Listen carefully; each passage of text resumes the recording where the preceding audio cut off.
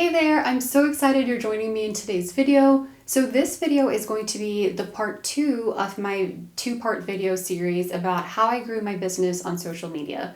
So this is going to be specifically about 5 things I personally did that helped me grow my business on social media. And the previous video was about just some misconceptions that I felt like kind of held me back when I was growing on social media. So if you didn't watch that video, I would love for you to pause this one and check it out.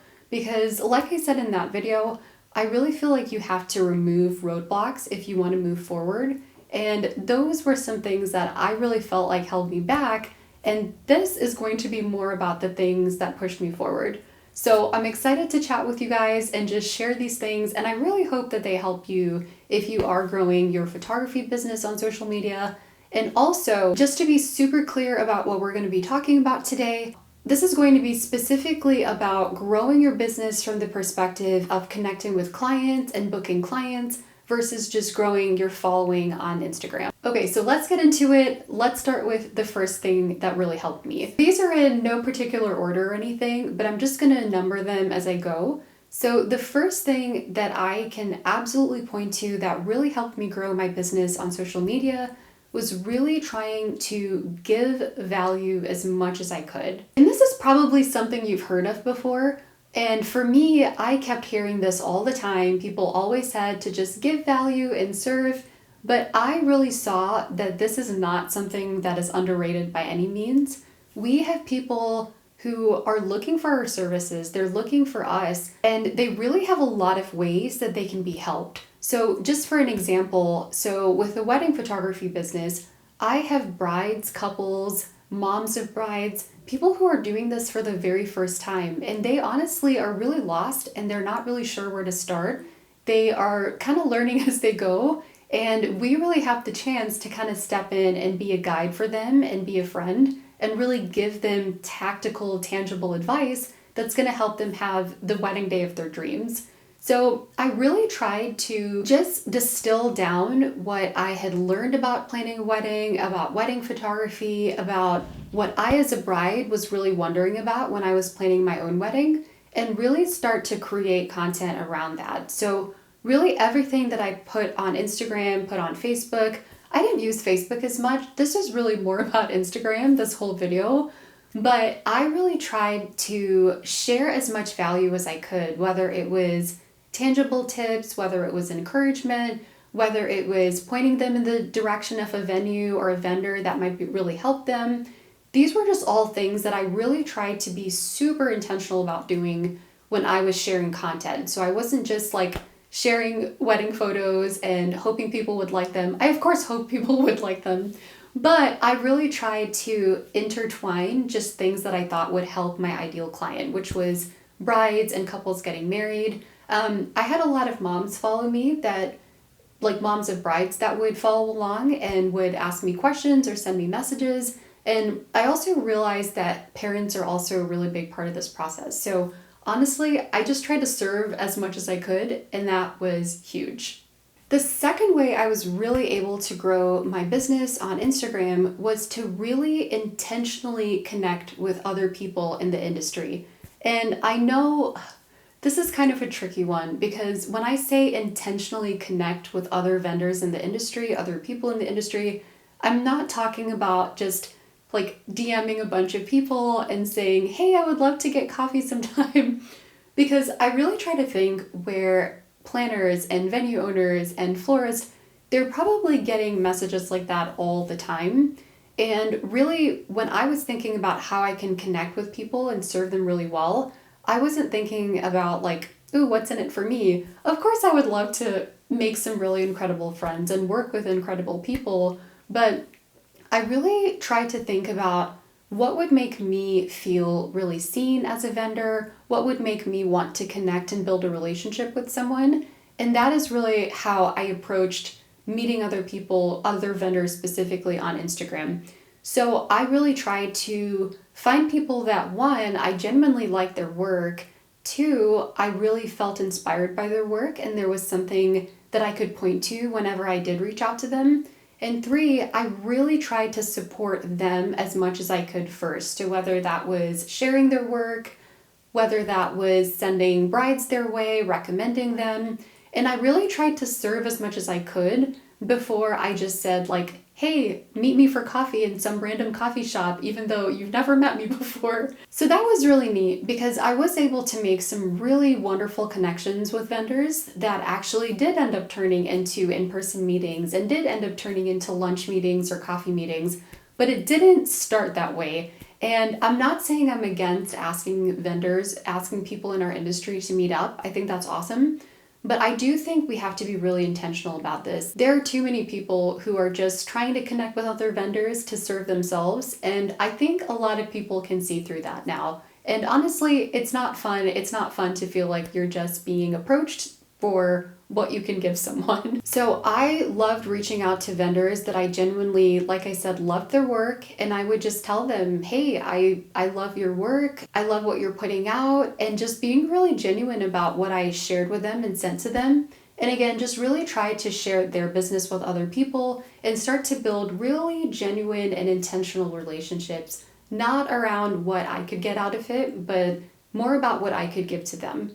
And eventually, as these relationships formed, we were really able to help each other. And it's actually so neat because I feel like I've met some of my really close friends on Instagram, some vendors that I work with so much, initially met through Instagram, through messaging, through comments. And it's so cool to just see how these real genuine relationships formed. And I'm really glad that I went about it through the route of just trying to serve them first and trying to send them clients. And then in turn, they sent me clients. And it was just a really cool way for us to just build our relationships and serve each other. The third way I grew my business on Instagram was really being consistent. And I'm sure you've heard this before. It's probably not new, but consistency can take time.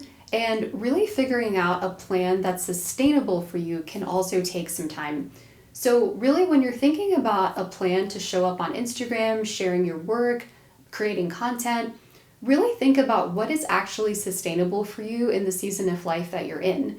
So for me, I was working a corporate job. I was gone for like 12 hours a day at least. So it was not sustainable for me to post 7 days a week. That just was never going to work. So I really, at the time where I worked my corporate job, I was posting maybe 3 to 5 times a week. So nothing for me that was really my limits or anything. I just really tried to be as consistent as I could, and I created a plan to stay consistent. So really a big thing around staying consistent is if you don't have a plan, you're probably not going to do it, right? So for me, I would create content on Saturdays and Sundays, or I would at least organize my photos, organize my posts, and at least write captions or just start to build kind of like the bones of the post and start to schedule them in advance. So I used Planoly for a while. I actually still use it, but I also tried Plan later, a couple of apps. There's so many options now, but that really helped me actually stay consistent because I was able to create a lot of posts in advance and then just kind of batch schedule them. And that to me was completely sustainable. So it takes time and it definitely doesn't happen overnight necessarily, but it's so worth it. If you can just create a plan where you're actually staying consistent, it will 100% be worth it, I promise. So the fourth way that I grew my business on social media was to really share about myself and what I valued and really start to bridge the gap between my work and who I was as a person. So really, Instagram is so neat in this way because you can share so much about anything, right? You can share videos, you can share photos of your family, your interest, your hobbies, your work. And so I really tried to leverage that from the very beginning and really show people who I was, show my face. And this is tough, right? It's tough to feel confident enough to do this. But it's kind of like a muscle. The more you create content, the more you show up, the more you share about what matters to you, who you are, really it becomes a little easier every time. So something that was really important to me was I really wanted people to know that my business really was not just to take photos, to make money, have beautiful images. Those things are all fine, but really I started my business because I really genuinely wanted to serve people and to make them feel loved And to me, being on the other side of the camera can be really nerve-wracking, really scary, but I really wanted people to know that the heartbeat behind my business was to love and to serve and to really make people feel so cared about.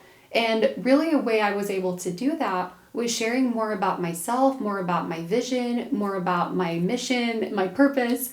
And it was really, really cool to see other people who really valued that start to connect with me too. And another really wonderful product of that was that when people met me in person, they immediately said something like, "Oh, we feel like we know you," or "Oh, we feel like we've met you before."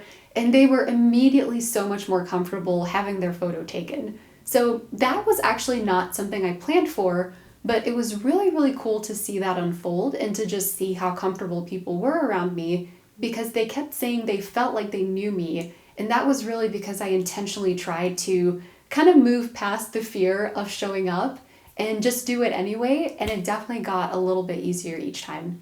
So I can definitely point to Instagram and say that was huge in helping me just bridge the gap between really the photos that people saw on my website and just kind of the little blurb about who I was and really start to learn more about me and who I am and just me as a person. So I know you've probably heard about personal branding from every marketer out there, but I'm sharing this to really help you see like how just sharing about who I was and what mattered to me actually genuinely helped me in the journey of me going from working a corporate job to being a full-time photographer. Okay, and the fifth way that I grew my business on social media was to actually directly reach out to people. So let me explain this a little bit more.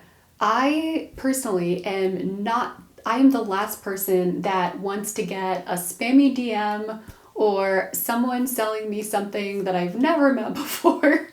So I was a little uncomfortable, to be honest, the first few times I did this. So to kind of put more context around this, so we, as photographers, we probably have brides follow us, we probably have wedding planners follow us, or just people that are in our industry. So for me, whenever a bride would follow me and I noticed that maybe they just got engaged or they were planning a wedding or anything like that, I would just send them a quick message and just tell them congratulations. I really never wanted this to come off spammy or like, "Hey, I'm a photographer, hire me for your wedding, I can't wait to take your photo." I figured if they followed me on Instagram, they probably saw that I'm a photographer, so there's no need to reiterate that. So what I would do is I would just message them and just say, I'm like picking up my phone like I'm gonna do it now, but I would just message them and just say, "Hey, congratulations, I'm so excited for you. I know a lot of wonderful wedding vendors. I would love to share a few of my favorites." And then I would just share a planner, a florist, a DJ, and just anyone else that I think that they could benefit from knowing. And my heart behind this was I wanted this person, whoever they were, to be able to be served. And I wanted to be able to look back at our interaction and say, "Hey, I served this person really well with the knowledge that I have of our industry." Maybe if I saw what venue they chose, then of that venue. And really, again, just feel like I served that person well. Even if they ghost me, even if they unfollow me, that I could really look back at just our interactions and the messages exchanged and feel like, hey, I served that person and I feel good about that. And it was really interesting how this went because there were some people that just hearted the message and like never replied, which is fine. There were some people who replied and we started a conversation, and there actually were some brides that booked me directly because of this. So again, you really just never know what's going to happen. And if you're okay with being rejected like I was, I have been rejected so many times, but I've also been able to meet some really, really incredible brides just because I reached out and tried to serve them. So just to recap, the 5 ways I can directly point to that I was able to grow my business on Instagram. So the first one was just to create content that served people, whether that was sharing a vendor's content or tagging them in a photo or creating content specifically for brides and couples who maybe had questions about things or needed some tips with wedding planning or photography or anything like that. The second way was connecting with people in my industry and just building really genuine relationships with them intentionally, not just, hey girl, let's get coffee. The third way was to be consistent and to create a schedule that is not only consistent, but also sustainable. So you want those two things to work hand in hand. In order to be consistent, it has to be something that's sustainable. There needs to be some planning, there needs to be some forethought. But if you really want Instagram to work for you, I promise it is absolutely worth it. The fourth way was to share more about myself, just to bridge the gap between my work and who I am as a person and what I value, and just to connect with people on more of a personal level. And then the fifth way was to be bold and directly reach out to people maybe needing a photographer, but not telling them, hey, hire me, I want to shoot your wedding, but just actually serving them really well and pointing them in the direction of maybe some vendors that could serve them really well. And really, when I look at this entire, just as Instagram as a whole and just my business and what I value, really serving people first has absolutely always been the way to go for me. And it's so interesting because it's always come back to help me, but it's never started that way. I've never started any of these interactions or just any of these strategies with me being first, but just focusing on other people and serving them first. And it's just helped me every single time. So thank you for watching. If you have any questions, please leave them in the comments. I would love to help you. And I hope you have a wonderful rest of your day.